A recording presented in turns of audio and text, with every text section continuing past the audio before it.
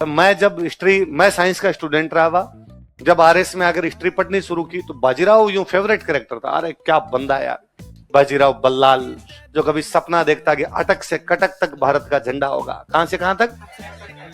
अटक उड़ीसा में एक जगह पड़ती है, सॉरी अटक पाकिस्तान में एक जगह पड़ती है, कटक उड़ीसा में, मतलब पाकिस्तान से लेके उड़ीसा, ईस्ट टू वेस्ट पूरा का पूरा पूर्व से पश्चिम तक एक ही झंडा होगा, मराठों का झंडा लहराएगा।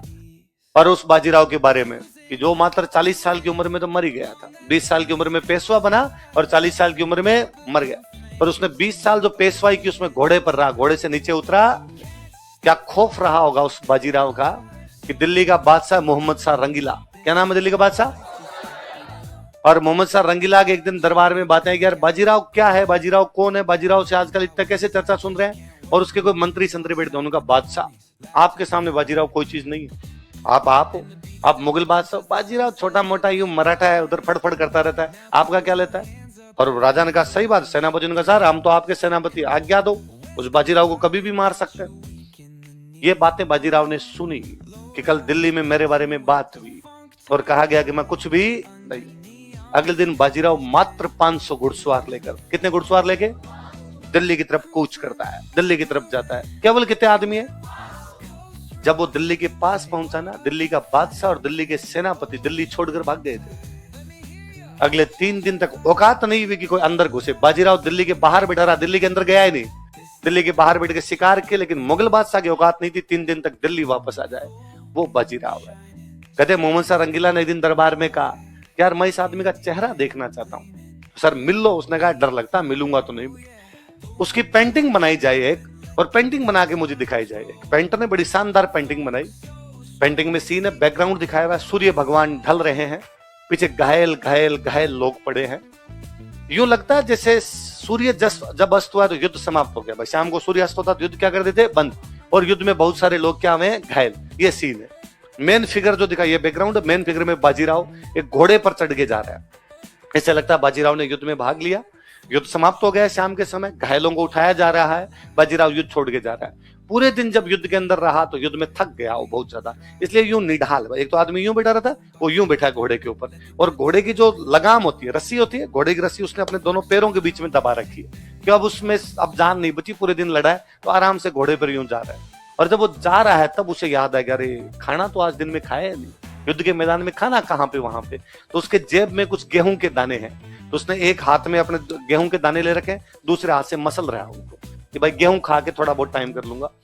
पेंटर ये बताना चाहता है कि बाजीराव को खाना खाने का भी अवसर नहीं था, उसके खाना खाने की भी दिमाग में आती नहीं थी, उसके दिमाग में केवल युद्ध युद्ध और युद्ध चला करते थे। वो 20 साल तक बिना खाने पीने की परवाह किए अपने घोड़े पर बैठा रहा, उसने खाना भी कहाँ खा लिया था, अपने घोड़े पर। ऐसी पेंटिंग बना के मोहम्मद शाह रंगीला के सामने रखी गई।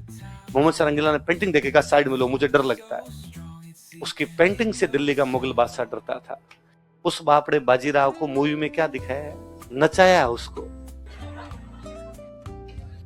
है ना, और यूं घूम रहा है, काशी भाई। अरे यार काशी भाई पेशवन थी, पेशवा की पत्नी थी, थोड़ा बहुत तो यार ढंग से नाम लेते हुए दिखाते, थोड़ा बहुत तो सही दिखाते, और इतने फर्जी डायलॉग।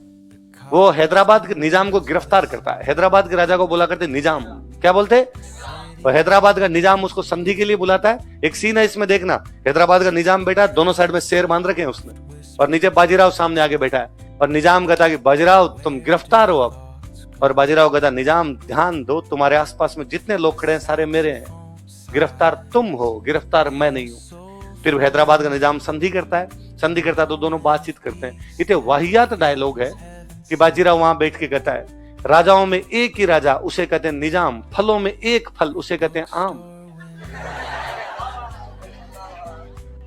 मतलब दो राजा आपस में बात करते हैं, जैसे बात करते हैं, फलों में फल आम होता है, राजाओं में राजा निजाम होता है। यदि दो राजा ऐसे बात करते हैं फिर तो भाई साहब वो शायरियां भी बुलवाई दो, शीशी भरी गुलाब की पत्थर से तोड़ दो, तेरे खत का जवाब नहीं आया तो खाना पीना,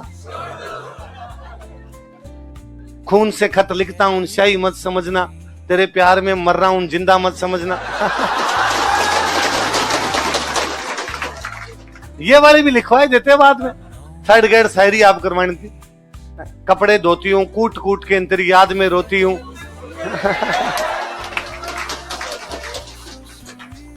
ये भी करवा देते यार थोड़ा सा। तो बेचारे बाजीराव, मैं कहता हूं यदि ये एक शक्ति होती कि बाजीराव ऊपर से वापस आ सकता, भाई साहब संजय लीला बंसाली को उल्टा लटका के नीचे आग लगाता, किसके वास्ते लगाओ रे नीचे। उस मूवी में रणवीर सिंह और दीपिका पादुकोण ने इतनी वाहियात एक्टिंग की है जिसकी हद नहीं। उस मूवी में एक्टिंग के चरम पे प्रियंका चोपड़ा। बाजीराव मस्तानी को देखा जाना चाहिए। प्रियंका चोपड़ा को देख के, उसके एक एक सीन को देख के लगता है कि अरे पैसों ऐसी होती है, वो बोलना चलना। और जिस डायलॉग में बाजीराव को कहती है कि आपने हमसे हमारा गुरूर छीन लिया है, तो उसे वाकई लगता है कि महिला के स्वाभिमान की बात कैसे करती होगी।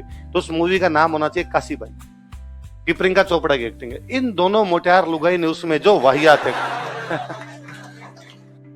रणवीर सिंह अच्छा एक्टर है, पर एक तो क्या उसके अंदर से रामलीला नहीं बाहर निकल रही।